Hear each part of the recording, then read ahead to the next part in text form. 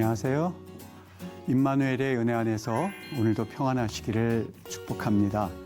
쉽고 또 정확하게 알차고 재미있게 하나님의 말씀을 가슴 깊이 새기는 시간, 소문난 성경교실의 이성훈 목사입니다.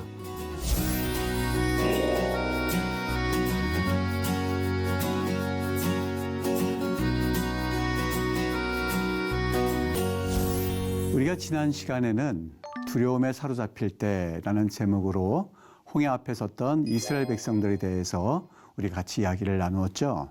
오늘은 이스라엘 백성들이 홍해를 건너는 사건을 통하여서 또 그들이 홍해를 건넌 이후에 마라라고 하는 장소에서 있었던 사건을 중심으로 우리가 이야기를 나눠보도록 하겠습니다.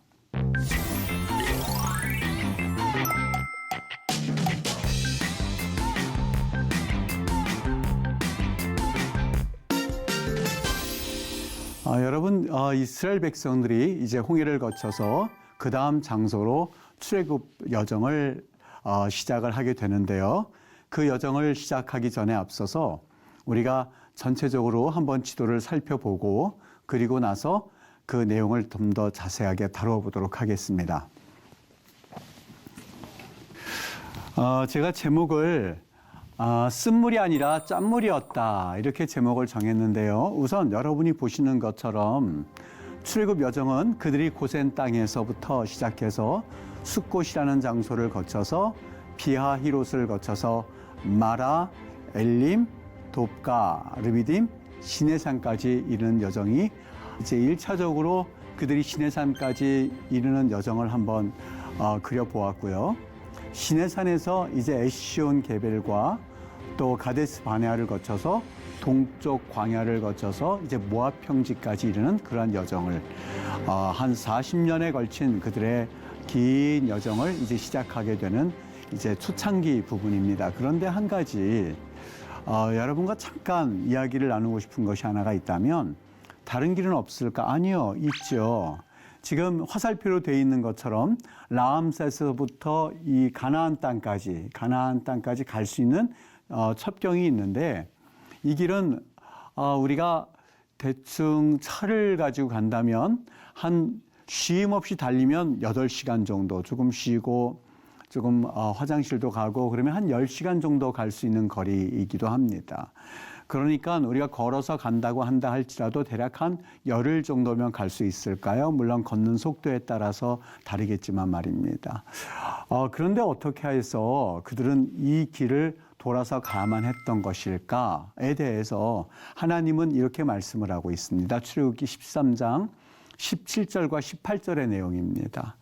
바로가 백성을 보낸 후에 블레셋 사람의 땅의 길은 가까울지라도 하나님이 그들을 그 길로 인도하지 아니하셨으니, 여기에서 말하는 그 길이 어딜까?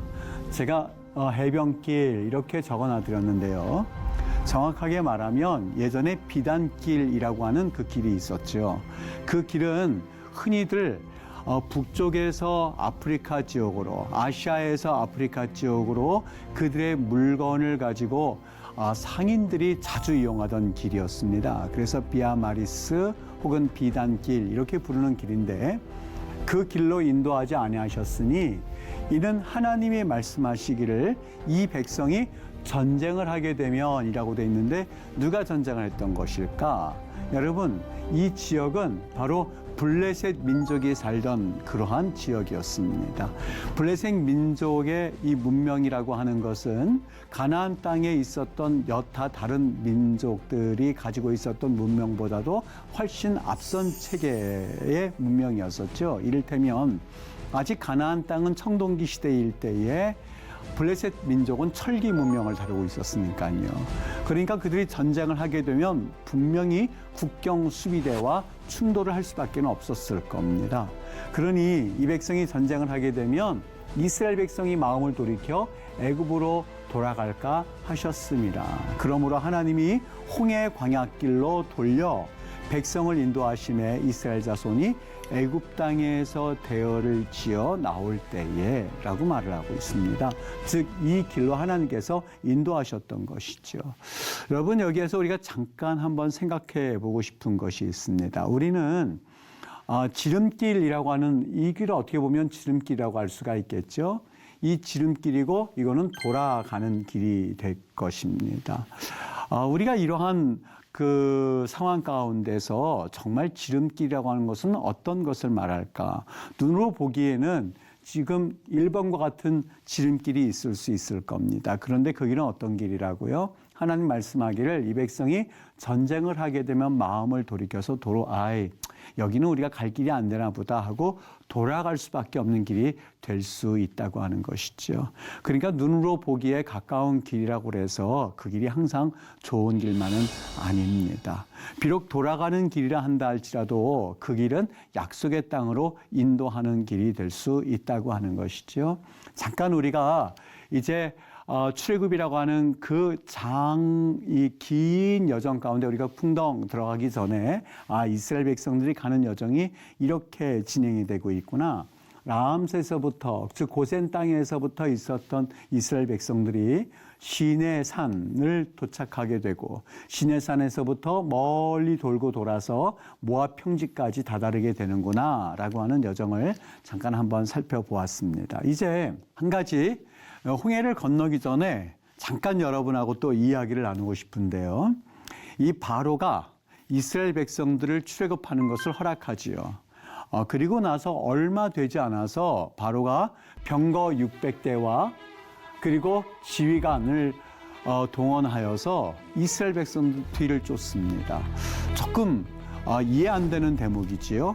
바로가 조금 전까지 분명히 이스라엘 백성들에게 너희들 출애굽하여라 라고 한 그 말을 한 지 얼마 되지도 않았는데 이 바로가 병거 600대를 동원하여서 지휘관을 동원하여서 이스라엘 백성들을 쫓는다? 저는 이 대목에서 그가 혹시 성격 충동 장애가 있는 건 아닐까 이런 생각을 품는 분들이 혹 있을 것이다라는 생각 때문에 그걸 적어드렸어요. 여러분 정말 바로가 무엇 때문에 이스라엘 백성들을 다시 쫓았던 것일까? 물론 여기에 대해서 출애굽기 14장 8절이 이렇게 말합니다. 여호와께서 애굽 왕 바로의 마음을 완악하게 하셨으므로 라고 돼 있는데 그 완악이라고 하는 말이 하자크라는 그 말로 표현되고 있습니다. 바 예하제크 이렇게 돼 있는데 하자크 그러면 여러분 이스라엘에서 하자크란 말을 쓸 때 여러분 한번 써보십시오. 일반적으로 얘기할 때 하자크 그럽니다. 하자크 아주 강하다 할 때에 거기에다가 하자크란 말을 강하다라는 말을 쓴과 동시에 지금 이거는 피엘 동사거든요. 여러분 이거는 피엘이라고 하는 것은 이스라엘 히브리 언어의 하나의 문법 동사 형태입니다. 아주 강하게 표현할 때에. 그래서 이를테면 이 카탈이라고 하는 것은 죽다라고 하는 뜻인데요. 이걸 죽이다 이런 뜻이죠. 그런데 이거를 피엘 동사를 사용해서 이 동사를 바꿔놓으면 아주 잔인하게 죽이다 이런 말이 될 수 있거든요. 그러니까 여기 하자크라고 하는 것은 아주 강하게 하셨으므로 완고하게 하셨으므로 이 뜻이 담겨져 있습니다. 그가 이스라엘 자손의 뒤를 따르니 이스라엘 자손이 담대히 나갔다 이렇게 표현하고 있습니다. 여기 담대히란 말이 눈길이 갔는데요. 이 담대히라고 하는 말이 베야드 라마 이렇게 표현되어 있습니다. 여기 베야드라고 하는 것은 손이란 뜻이고요. 손. 그 다음에 라마는 라마 높은 이런 뜻입니다. 높은. 그러면 이거를 직역하면 어떻게 될까요? 담대히란 말로 우리가 국어 성경에 번역을 했습니다만 손을 높이 들고 그들이 나갔다 이렇게 표현하고 있죠. 이것은요 일반적으로 우리가 적군에 대해서 자신감을 표시한다든지 그리고 내가 승리했다라고 하는 그 표현을 나타내는 몸짓으로 흔히 사용되는 용어입니다. 그러니까 베야드 라마 그러면 어떻게 표현했는지 우리가 정확하게 알 길은 없습니다만 이거를 킹 제임스 버전에서는 with a high hand 이렇게 그냥 이걸 그대로 직역해서 풀이해 놓았죠. 그러니까 이를테면 나올 때에 바로를 향해서 이야라고 했다든가 아니면 우리가 승리했다 이렇게 표시한다든가 아니면 하여간 이스라엘 백성들이 그 바로의 궁을 향하여서 그리고 애굽 사람들을 향해서 우리가 이제는 해방이다, 승리했다라고 하는 환호성을 지르면서 그들이 나왔을 것이다라고 하는 것을 우리는 어느 정도 추측해 볼 수 있다고 하는 거죠. 이 단어가 하나님께 쓰일 때는요, 강한 힘과 능력을 의미하고 또 힘과 능력을 과시하는 것, 또 상대방에게는 당연히 내가 승리했다라고 하는 표현을 하다 보니까 상대방에게는 멸시와 모욕감을 주기에 충분한 그런 행위지요. 그거를 우리가 담대히라고 표현을 했습니다. 그러니까 이스라엘 백성들이 출애굽해서 나올 때에 바로의 궁을 향하여서든 이스라엘 백성들을 향해서 이야 보라고 한다든지 아니면 손을 들어서 이렇게 표현한다든지 어떤 표현을 했을 때에 그 표현이 이 바로의 마음을 자극했을 것이다 라는 추측을 해볼 수 있지요. 그래서 아마 그 모습을 보았던 이 바로가 아마도 내가 지금 무슨 행동을 했던 거야? 내가 이스라엘 백성들을 왜 내보낸 거야? 라는 마음을 가지고 병거 600대와 더불어서 이스라엘 백성들을 좇게 되었을 것이다 라고 하는 생각을 해보게 되는 대목입니다. 여러분, 저는 이 담대히 베 야드 라마 이 구절을 보면서요, 하나님께서 마지막에는 이 사탄의 세력 앞에 우리를 그렇게 하나님이 하도록 허용하시겠다라고 하는 그런 마음도 느낄 수 있었습니다. 로마서 8장 37절이 이렇게 말합니다. 그러나 이 모든 일에 우리가 때로는 고난을 당하고 또 때로는 힘들고 어려운 그런 상황에 우리가 믿음 생활을 하고 있습니다마는 이 모든 일에 우리를 사랑하시는 이로 말미암아 누구죠? 예수님으로 인하여서. 여러분, 예수님의 이름을 우리가 부를 수 있다는 것이 얼마나 큰 행복인지요. 우리를 사랑하신 이로 말미암아 우리가 넉넉히 이기느니라. 베야드 라마를 온 세상에 보여줄 수 있는 우리의 모습을 한번 상상해 보면서 이 대목을 좀 묵상했었던 그런 말씀입니다. 잠깐 이 말씀을 드렸고 오늘 우리가 좀 보고 싶은 것은요. 출애굽 15장에 보면 홍해에서부터 마라까지 가는 광경이 있습니다. 마라까지 대략 한 53km 정도 되는 거리입니다. 200만이나 되는 사람들과 함께 이 마라라고 하는 장소에 도착을 했을 때에 여러분 사막 한가운데에 모두 이 길을 53km를 왔다고 한번 여러분들이 상상해 본다면 가장 먼저 필요한 게 무엇이었을까요? 당연히 물이었었죠. 그들이 목이 말라서 그 우물에 있는 그리고 물이 고여 있는 그곳에 허겁지겁 도착해서는 그 물을 들이켰을 겁니다. 그런데 그 물이 굉장히 썼던 것이지요. 그래서 그 쓴 물을 그들이 들이키면서 먹을 수 없는 물이었던 것이죠. 그러면서 하나님께서 모세에게 한 나무를 가리키셨는데 그 나무를 잘라다가 물에 던졌더니 그 물이 달아졌다라고 하는 그 기적을 경험했던 곳이 마라였습니다. 그래서 이 마라, 쓰다라는 그 표현을 그들이 활용하여서 이곳 지역을 마라라고 했는데 현재 지명은 오윤무사라고 하는 그러한 지명의 지역이 바로 이 마라라고 하는 장소거든요. 여러분 여기에 대해서 많은 분들이 좀 설명을 하려고 합니다. 이를테면 그들이 이 마라라고 하는 그 쓴 물이 어떻게 해서 달아졌을까? 그 지역에 그루쿠드라고 하는 나무가 있다고 합니다. 그런데 이 그루쿠드 나무의 열매를 따서 그것을 물에 던지면 그 물이 중화작용을 일으켜서 먹을 수 있도록 그렇게 만드는 역할을 이 나무가 한다고 하지요. 그런데 저는 이 설명에 대해서 몇 가지 좀 의문을 제기하고 싶은데요.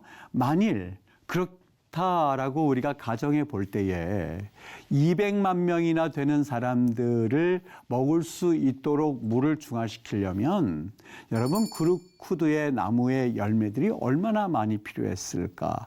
그리고 그 지역을 우리가 볼 것 같으면 그 나무가 그렇게 눈에 띌 만큼 그런 나무의 양을 볼 수가 없거든요. 그러니까 사실 그 설명의 시도는 어느 정도 이해가 됩니다만 그 그루쿠드라고 하는 나무 열매를 집어넣어서 물을 중화시켰을 것이다 라고 하는 것에서는 조금 의문의 여지가 있습니다. 또 한 가지 하나님께서 나무를 가리키셔서 모세가 그 나무를 잘라다가 물에 던졌거든요. 근데 그때에 뭐라고 돼 있냐면 바 예르후 아도나이 에츠라고 되어 있습니다.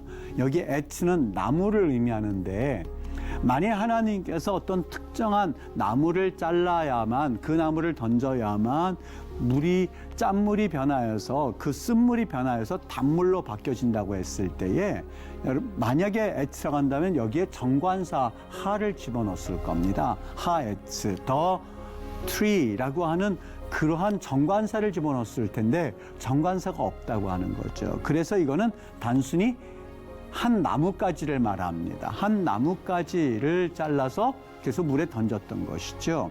그러니까 특정하게 정해놓은 어떠한 나무가 아니라 일반적인 나무를 의미합니다. 그러니까 이 그루크도 나무 열매를 집어넣었다라고 하는 것은 사실상 저 개인적으로는 좀 이게 받아들이기가 설득력이 좀 없구나 그런 생각을 하고 이 본문을 봤는데요. 우리는 여기서 이 나무에 대해서 설명을 할 때에 조금 좀 관심을 기울여야 할 부분이 있습니다. 하나님께서 이 쓴물을 단물로 바꾸신 이후에 하나님이 이스라엘 백성들에게 나는 너희를 치료하는 여호와다라는 말씀을 하셨습니다. 아니 아도나이 로페하 나는 아니 아도나이 여러분 이게 본래는 야훼거든요. 그런데 이스라엘 사람들은 하나님의 이름을 직접 부르지를 않습니다. 하나님의 존귀하신 이름을 우리가 어떻게 부를 수 있느냐라는 의미에서 여호와라고 적었지만 아도나이라고 하는 이름으로 이 명칭을 바꾸어서 부릅니다. 그래서 제가 아니 여호와 이렇게 읽지 않고 그들이 읽는 방법대로 아니 아도나이 이렇게 읽는 것이 습관화되어서 그냥 읽습니다. 로페하라고 되어 있는데 너를 치료하는 이렇게 되어 있습니다. 지금도 의사를 말할 때 로페 그럽니다. 그리고 여성 의사를 말할 때는 로파 말합니다. 그러니까 너를 치료하는 이 뜻입니다. 여기 하가 단수로 되어 있음을 여러분 주의 있게 한번 보셨으면 좋겠어요. 그냥 너희들을 치료하는 여호와라고 말씀하지 않고 나는 너를 치료하는 여호와다 이 말씀이거든요.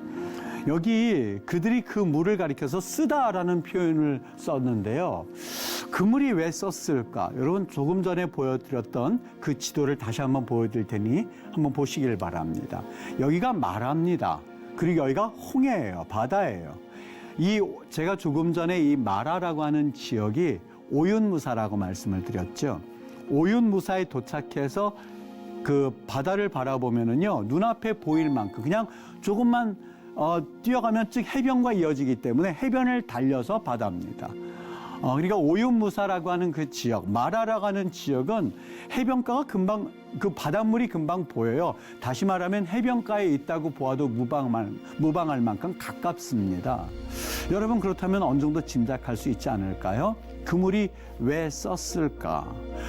그 홍해 바닷물이 지하로 스며들어서 아마 그 물에 짠 영향을 주었을 것이다 라고 우리가 생각하는 것은 어렵지 않은 추측이지요. 그렇다면 여러분 한 가지 여기 쓰다라고 표현했는데 쓰다라고 하는 말보다도 그 물이 짰을 겁니다. 그렇다면 어떻게 표현했을까요? 멜라흐라고 하는 그런 히브리어가 있거든요. 이거는 짜다 이런 뜻입니다. 그들이 물을 먹었을 때에 짜면 어떻게 했어야 했을까요? 마라라고 짓지 말고 멜라흐라고 말했어야 했을 거예요. 그래서 그 오윰무사라고 하는 현대 지명이 과거에는 멜라흐라고 적혀져야만 했을 텐데 마라라고 적혀졌어요. 도대체 이유가 어디 있을까? 왜 그들이 쓰다라고 표현했을까? 어떤 분들은 그냥 짜니까 이것이 쓰게 느껴지니까 아마 그랬을 것이다. 이렇게들 이야기를 하시는 분들도 봤습니다만 물론 그럴 수 있지요. 그런데 멜라흐라고 하는 정확한 단어가 있다는 점을 우리가 간과하면 역시 그렇게 설명을 할 수밖에 없는데요. 분명히 짜다라는 그 이야기를 넣어서 그 지명을 부를 수가 있었거든요. 여러분 여기에는요 한 가지 이스라엘 백성들의 심리를 읽게 하는 그러한 내용이기도 합니다. 기억하세요? 한 여인이 있었어요. 모압이라고 하는 지역에 가서 이민생활을 하던 여인이었었어요. 근데 그 여인이 남편도 잃고 거기서 두 아들 말론과 기론도 다 잃어버렸습니다. 남편도 이방 땅에서 죽고 그리고 두 명의 자녀들도 거기에서 죽었어요. 여러분, 이 여인이 무슨 낙으로 그 이방 땅에서 살 수가 있겠습니까? 더 이상 살질 못하고 자신의 두 며느리 가운데 며느리 한 명을 데리고 다시 자기가 살던 지역으로 왔어요. 베들레헴이었습니다. 사람들이 멀리서 보니까 글쎄 자기들 동네에서 살고 있던 한 여인이 아니겠습니까? 그래서 서로들 그 여인을 부르면서 봐라, 나오미가 왔다라는 말을 합니다. 나오미란 말을 합니다.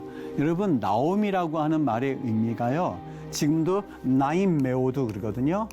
나임, 이게 나오미와 지금 이 어근이 같거든요. 이거는 나오미고요. 이거는 나임 그럽니다. 메오드 그렇게 쓰면 메오드는 매우, 그래서 나임 메오드 그러면 반갑습니다. 정말 반갑습니다라는 말을 할 때 그 말을 씁니다.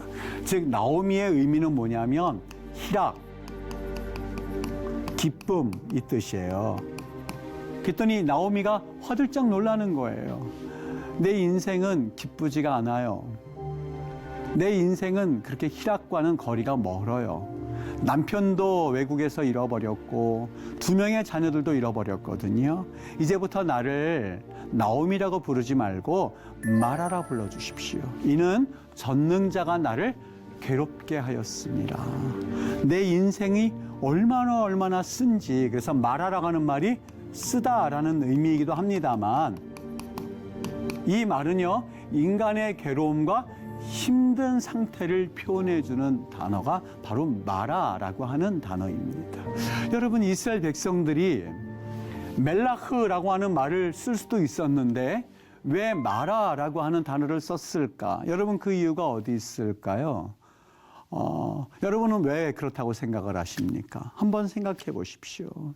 이스라엘 백성들이 그 마라에 도착하였을 때에 자신들이 지금 겪고 있는 상황과 그리고 내면의 상태를 투영했었던 거예요.